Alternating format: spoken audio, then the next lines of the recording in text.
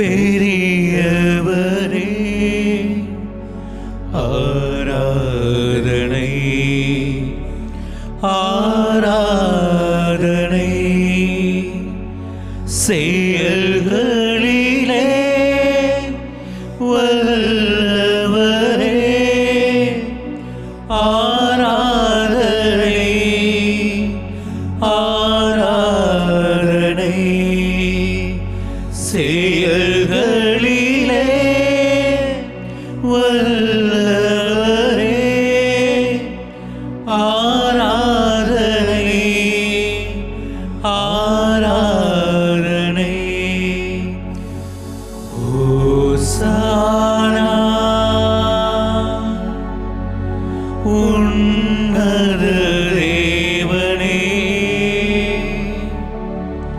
ஓசானா ஓசானா ஓசானா ஓசானா உன்னத தேவனே ஓசானா ஓசானா ஓசானா கண்மணி போல் காப்பவரே ஆராதனை ஆராதனை கழுகு போல சுமப்பவரே ஆராதனை ஆராதனை கழுகு போல சுமப்பவரே ஆராதனை ஆராதனை ஓசானா உன்னத தேவனே ஓசானா ஓசானா ஓசானா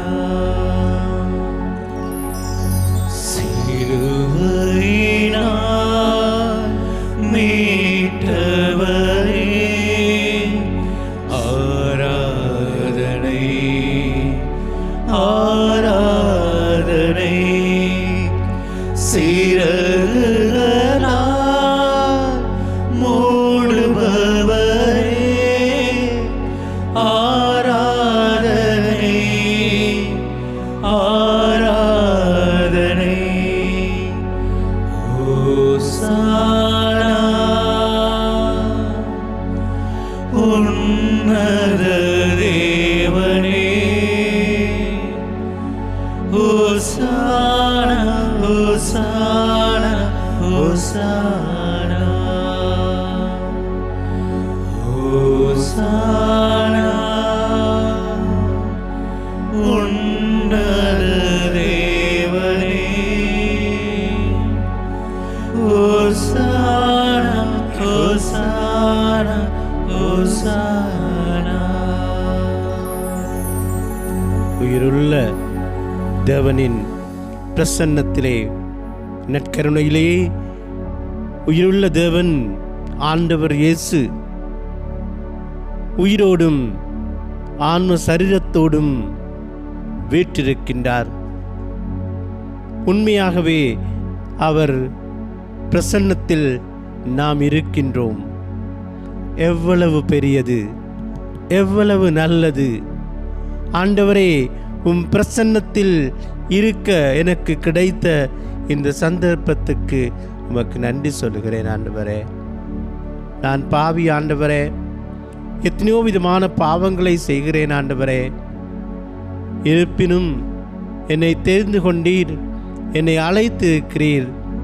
என்னை இந்நேரத்திலே உம்முடைய பிரசன்னத்திலே அமர்ந்திருக்க செய்திருக்கின்றீர். நன்றி ஆண்டவரே, நன்றி. என்னுடைய வாழ்க்கை பயணத்தை நான் திருப்பி பார்க்கிறேன் ஆண்டவரே. எவ்வளோ சந்தர்ப்பங்களில் நான் விழுந்த பொழுது நீர் தூக்கி விட்டீர். நான் திக்கு தெரியாமல் போன பொழுது நீர் என்னை தேடி வந்தீர். ஆண்டவரே நன்றி. ஆண்டவரே, காணாமல் போன அந்த காசு நான், காணாமல் போன அந்த மகன் நான், காணாமல் போன அந்த ஆடு நான். ஆண்டவரே, சந்தோஷமாக உம்மிடம் வந்துள்ளேன். உன் பிரசன்னத்தில் அமர்ந்திருக்கிறேன். உன்னுடைய வார்த்தையை கேட்க ஆவலாக இருக்கிறேன். நன்றி தெய்வமே, நன்றி. அன்பு சகோதர சகோதரிகளே, எங்களுடைய நற்செய்தி 4 உண்டு. அந்த 4 நற்செய்தியிலும் நாங்கள் பார்க்கிறோம் வித்தியாசங்களை. மாற்கு நற்செய்தி பார்க்கும் பொழுது ஆண்டவர் என்ன செய்தார் என்பது அழுத்தப்படுகின்றது. மத்தேயு நற்செய்தியில் ஆண்டவர் என்ன சொன்னார் என்பது அழுத்தப்படுகின்றது. யோவான் நற்செய்தியில் அவர் என்ன பார்த்தார் என்பது அழுத்தப்படுகின்றது. அழகான ஒரு விஷயம் லூக்காஸ் நற்செய்தியில் ஆண்டவர் என்ன உணர்ந்தார், அந்த அவருடைய உணர்வு நாங்கள் பார்க்கின்றோம் லூக்காஸ் நற்செய்தியில். ஆகவே இன்று உங்களுடைய சிந்தனைக்காக லூக்காஸ் நற்செய்தியின் 15ஆம் அதிகாரம். இந்த 15ஆம் அதிகாரம் முழுவதிலும் இருப்பது என்னவென்று கேட்டால் 3 உவமைகள். காணாமல் போன ஆடு, காணாமல் போன காசு, காணாமல் போன மகன். நம்ம சகோதர சகோதரிகளே, ஒருவனுக்கு 100 ஆடுகள் இருக்கின்றன. அந்த 100 ஆடுகளில் 1 காணாமல் போகின்றது. இந்த ஆட்டுக்காரன் என்ன செய்கிறான்? 99 ஆடுகளையும் விட்டு அந்த காணாமல் போன ஆட்டை தேடிக்கொண்டு போகிறான். எல்லா மனிதர்களும் அப்படித்தான். 1 போனால் பரவாயில்லை, 99 இருக்கே என்று நினைக்க மாட்டான். 1 காணாமல் போனதுக்கு பிறகுதான் அதன் அருமை விளங்கும், அதன் பெருமதி விளங்கும். எங்களுடைய குடும்பங்களிலும் பாருங்க, எங்களுடைய பிள்ளைகள் எங்களோடு இருக்கும் வரை எங்களுக்கு அருமை விளங்காது. எங்களுடைய பெற்றோர் எங்களிடம் இருக்கும் வரை அருமை விளங்காது. அவர்கள் எம்மை விட்டு பிரியும் பொழுது, பிரிந்ததுக்கு பிறகுதான் அவர்களுடைய பெருமதி தெரியும். கணவன் மனைவி வாழ்க்கையிலும் இப்படித்தான், நண்பர்களுடைய வாழ்க்கையிலும் இப்படித்தான். ஒருவர் இருக்கும் பொழுது அதன் பெருமதி தெரியாது, இழக்கும் பொழுதுதான் பெருமதி தெரியும். இந்த ஆட்டுக்காரன் இந்த 99 ஆடுகளையும் விட்டு அந்த தொலைந்து போன ஆடு பெருமதியானது. ஏனென்றால் அது என்னை விட்டு போய்விட்டது. தேடி வருவதுண்டு, அதை கண்டுபிடிக்கும் வரை தேடுவதுண்டு. அதை கண்டுபிடித்ததுக்கு பிறகு அதை தோள்மேல் வைத்துக்கொண்டு சந்தோஷப்படுவதுண்டு. அடுத்த உவமையாக நாங்கள் காண்பது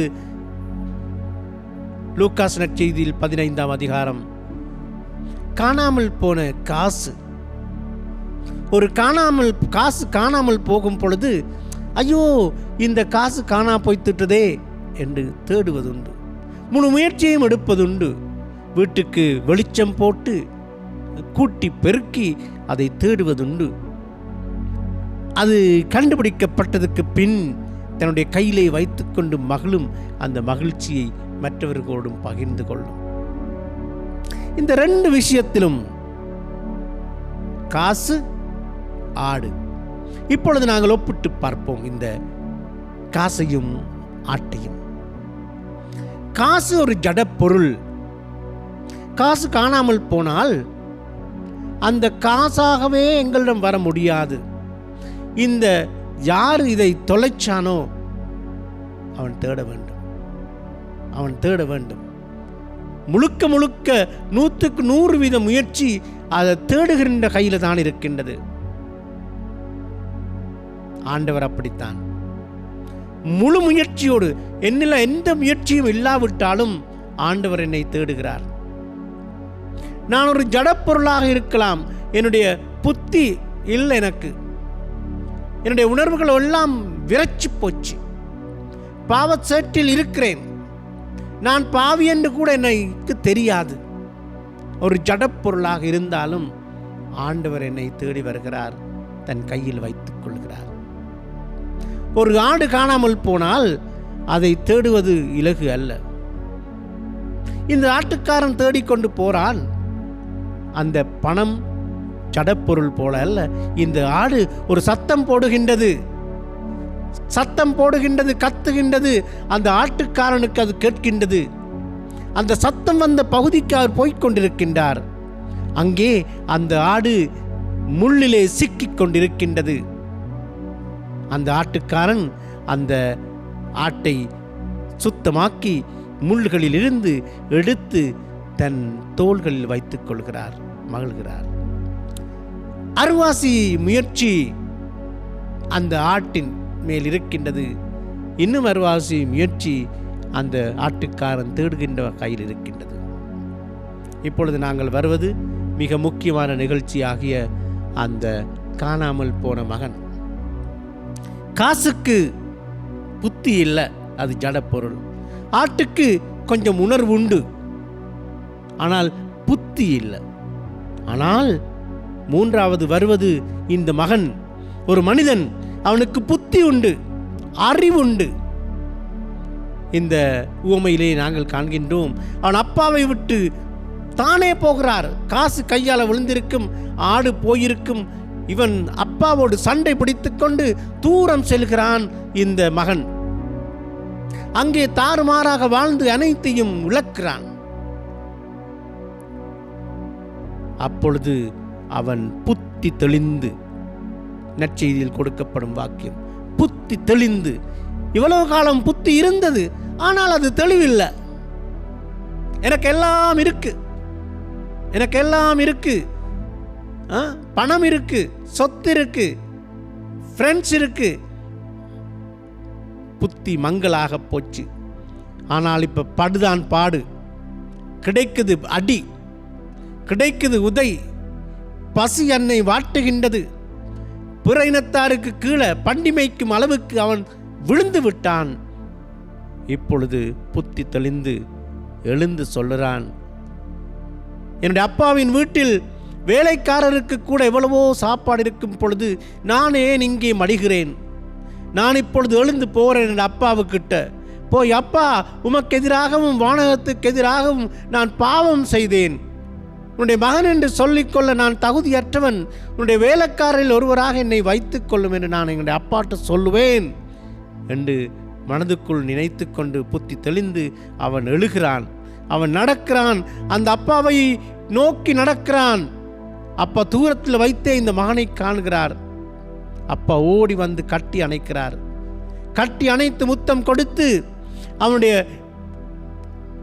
பாதத்துக்கு மிதியடி கொடுங்கள், கைக்கு மோதிரம் கொடுங்கள், உடை கொடுங்கள், கொளுத்த கன்றை அடியுங்கள், ஒரு விருந்து கொண்டாடுவோம் என்று சொல்லி எல்லாத்தையும் அந்த மகனுக்கு கொடுக்கிறார். கட்டி அணைக்கிறார், மார்போடு சேர்த்துக் கொள்கிறார் அந்த மகனை. அன்பு சகோதர சகோதரிகளே, ஆண்டவர் இயேசு ஏன் இந்த உவமையை மூன்றையும் சொன்னார்? இந்த மூன்று உவமைகளிலும் நாம் கற்றுக்கொள்ள வேண்டிய பாடம் என்ன? ஆண்டவர் நல்லவர். ஆண்டவர் எம்மில் வைக்கும் அன்பு அளவிட முடியாதது. நீ எந்த நிலையில் இருந்தாலும் உன்னை அவர் கைவிடுவதில்லை. நீ ஒரு ஜடப்பொருளாக இருக்கலாம், புத்தி இல்லாதவனாக இருக்கலாம், மடையனாக இருக்கலாம், நீ பாவி என்று உனக்கு தெரியாமல் கூட இருக்கலாம், நீ வாயைத் திறந்து ஆண்டவரே என்னை மன்னியும் என்று சொல்லாமல் கூட இருக்கலாம். ஆனால் ஆண்டவர் உன்னை கைவிடுவதில்லை. உன்னை தேடி கண்டுபிடித்து தன் கையில் வைத்துக் கொள்வார். நீ அந்த ஆட்டை போல ஏதோ கொஞ்சம் புத்தி இருக்கிறவனாக இருக்கலாம், உணர்வு இருக்கலாம், நீ காணாமல் போய்விட்டதே என்று உனக்கு தெரியும், ஆனால் வந்து கொள்ள முடியாது. அந்த முள்ளிலே சிக்கிக் கொண்டிருக்கு, அந்த பாவ வாழ்விலே சிக்கிக் கொண்டிருக்கு. ஆனால் ஆண்டவர் வருகிறார், உன்னை தேடி வந்து உன்னை காப்பாற்றி அந்த சேற்றிலிருந்து எடுத்து கழுவி உன்னை தோளில் வைத்துக் கொள்கிறார். நீ ஒரு புத்திசாலி, எல்லாம் உனக்கு தெரியும், ஆனால் தவறிவிட்டது. தவறிவிட்டது, எல்லாத்தையும் இழந்து விட்டாய். அப்பா காத்திருக்கிறார் நீ வரும் வரை. நீ வரும் பொழுது, ஒரு அடி எடுத்து வைக்கும் பொழுது அவர் பல அடிகள் எடுத்து வைத்து உன்னை கட்டிப்பிடித்து முத்தம் கொடுத்து மார்போடு சேர்த்துக் கொள்வார். அன்பு சகோதர சகோதரிகளே, அழகான ஆண்டவருடைய படிப்பினை இது. நீ எந்த நிலையில் இருந்தாலும் உன்னை ஆண்டவர் கையில் வைத்துக் கொள்வார், தோளில் வைத்துக் கொள்வார், மார்பில் வைத்துக் கொள்வார். அப்படியான ஒரு அன்பு நம் ஆண்டவரிடம் உண்டு. நம் ஆண்டவரிடம் உண்டு. என்னை தேடி ஒரு தெய்வம் மண்ணில் மனிதனானதே, காணாமல் போன அந்த ஆடு நான் தான் ஆண்டவரே. நானும் நீயும் ஆண்டவரை பார்த்து ஜெபிப்போம், மன்றாடுவோம், ஆண்டவருக்கு நன்றி செலுத்துவோம். நம்மை கண்டுபிடித்ததற்காக, அவருடைய கையில் இருப்பதற்காக, அவருடைய தோளில் இருப்பதற்காக, அவருடைய மார்போடு இருப்பதற்காக ஆண்டவருக்கு நன்றி சொல்லுவோம். என்னை தேடி ஒரு தெய்வம் மண்ணில் மனிதனானதே, காணாமல் போன ஆடு நான்.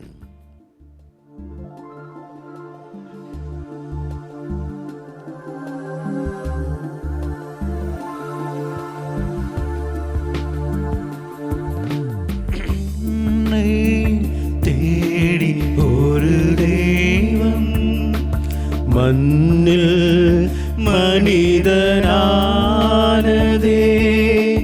காணாமல் போன ஆடு நான்.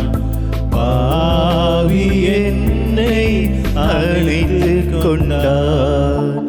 காணாமல் போன ஆடு நான். பாவி என்னை அழைத்து கொண்டார். என்னை தேடி ஒரு தெய்வம். சகோதர சகோதரிகளே, இழந்து போன, காணாமல் போன ஒரு மனிதன் சக்கேயு. ஆனாலும் அவன் பாவி, எல்லாராலும் புறக்கணிக்கப்பட்டவன். ஏனென்று சொன்னால் அவனுடைய தொழில் அப்படி. காசு, பணம், செல்வம் இருந்தாலும் யாரும் அவனை கணக்கெடுப்பதில்லை. பாவி என்று முத்திரை கொட்டியுள்ளான். மனசு எவ்வளவு வேதனைப்படும். மக்கள் மத்திக்கு வர முடியாது, மக்களோடு பேச முடியாது. அவன் கேள்விப்படுவதுண்டு ஆண்டவர் அந்த வழியாக வருவதை. சக்கேயு ஒரு குள்ளனும் கூட. அவன் ஓடி போய் ஒரு மரத்துக்கு மேலே ஏறி அமர்ந்திருக்கிறான் கொப்பிலே. ஆண்டவர் வரும் வரை, ஆண்டவர் வந்தால் ஆண்டவரை பார்த்து கொள்ளலாம் என்று அவனுக்கு ஒரு ஆசை.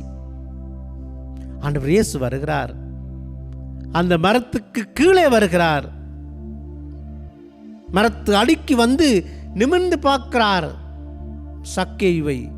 சக்கேயிடம் சொல்லுகிறார், சக்கேயு இறங்கி வா, நான் இன்று உன் வீட்டில் தங்க வேண்டும். சக்கேயுக்கு சரியான சந்தோஷம், சரியான சந்தோஷம். ஓடி வந்து இயேசுவை வரவேற்கிறார் வீட்டிலே.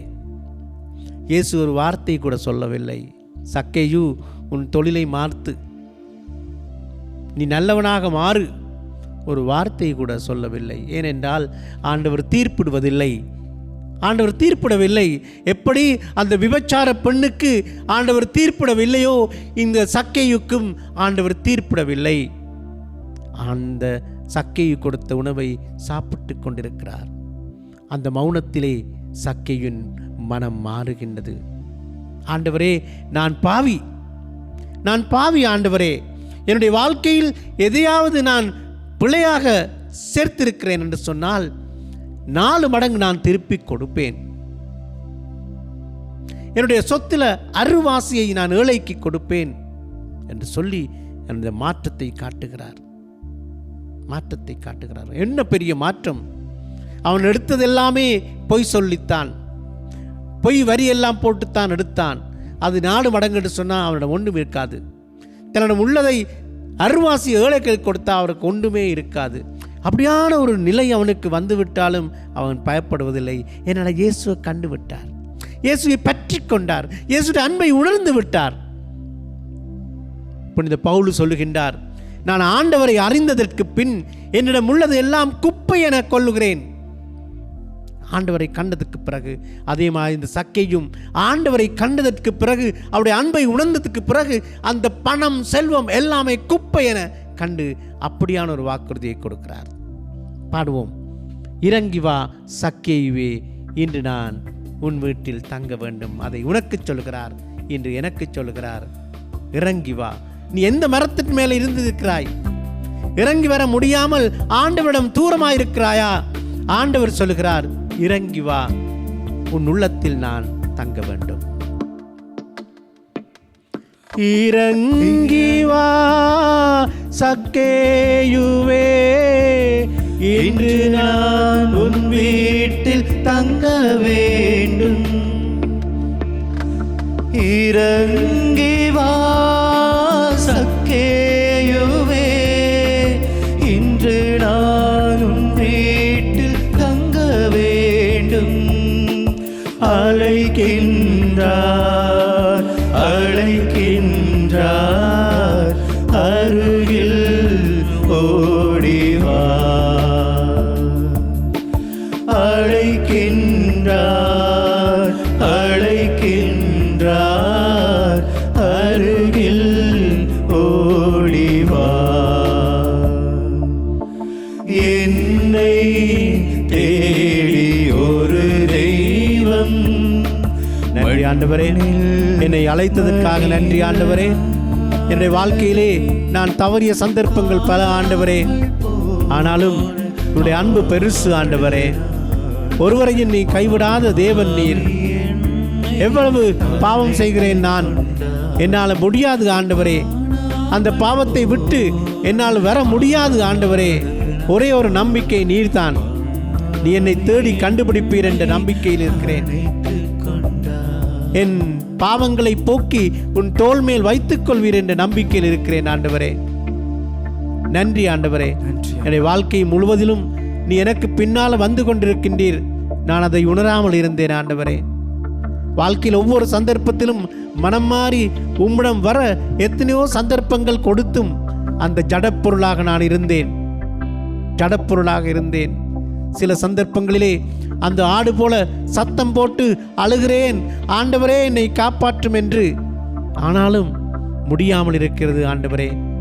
அந்த மகனைப் போல நான் சிந்திக்கிறேன், மூளை உள்ளவனாக சிந்திக்கிறேன், ஆனால் எழுந்து உன்னிடம் வர முடியாதவனாக இருக்கிறேன் ஆண்டவரே. எனக்கு சக்தியை தாரும் ஆண்டவரே, எனக்கு ஆற்றலை தாரும் ஆண்டவரே. நான் உன்னுடைய மகன் ஆண்டவரே. நான் அந்த ஆடு ஆண்டவரே. எல்லாத்தையும் விட நான் அந்த காசு ஆண்டவரே. நான் ஜடப்பொருள் ஆண்டவரே. என்னை தேடி கண்டுபிடியும் ஆண்டவரே, என்னை தேடி கண்டுபிடியும். மனம் வருந்துகிறேன். நன்றி ஆண்டவரே, நன்றி. சமாரியாவின் விசுவாசியே, பொங்கி எழும் ஜீவ தண்ணீர் பருகிடுவார். சமாரியாவின் விசுவாசியே, பொங்கி எழும் ஜீவ தண்ணீர் பருகிடுவார். அழைக்கின்றார் அழைக்கின்றார், அருகில் ஓடிவா. அழைக்கின்றார் அழைக்கின்றார், அருகில் ஓடிவா.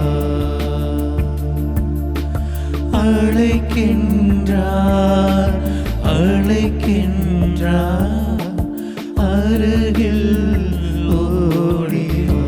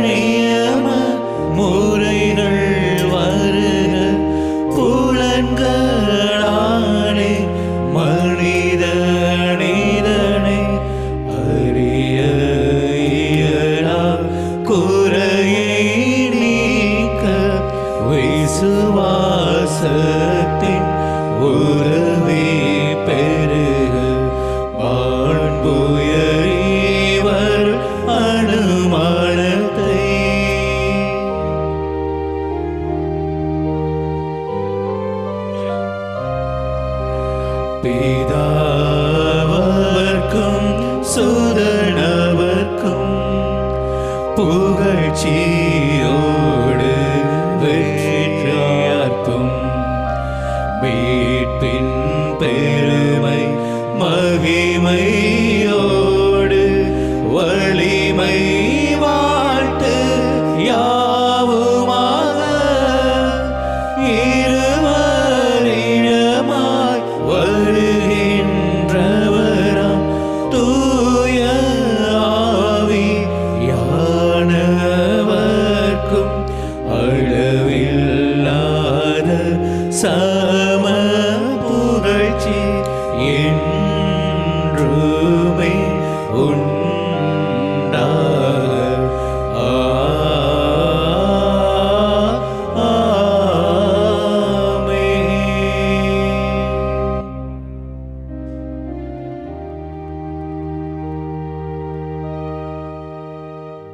பரலோக அப்பத்தை அவர்களுக்கு கொடுத்தருளி நீரே. அதில் சகல மதுர இன்பம் ஒன்றாயிருந்தது. செபிப்போமாக. இறைவா, இந்த வியப்புக்குரிய திருவருட்சாதனத்திலே உம்முடைய திருப்பாடுகளை நினைவு எங்களுக்கு விட்டு சென்று உமது திருவுடல் திரு இரத்தம் இவற்றின் மறைபொருளை வணங்கும் நாங்கள் உம்மிற்பின் பலனை இடைவிடாமல் அனுபவிக்க அருள் புரியுமாறு உம்மை மன்றாடுகின்றோம். என்றென்றும் வாழ்ந்து ஆட்சி செய்கின்றவர் நீரே.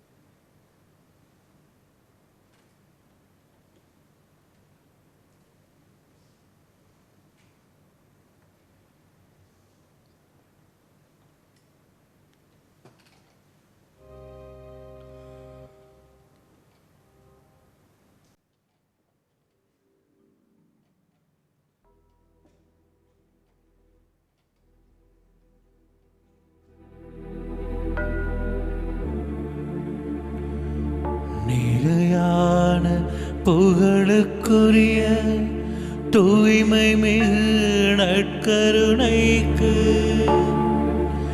எல்லா காலமும்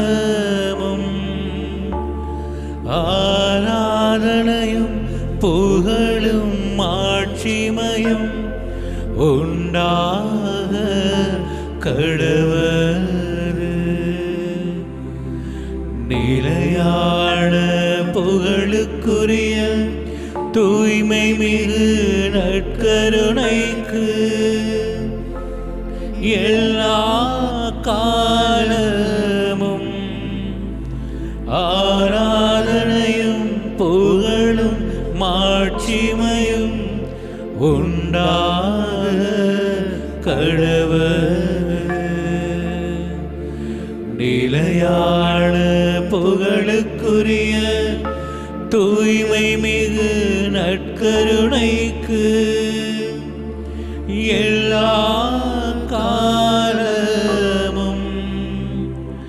ஆராதனையும் புகழும் மாட்சிமையும் உண்டாக கடவுள்.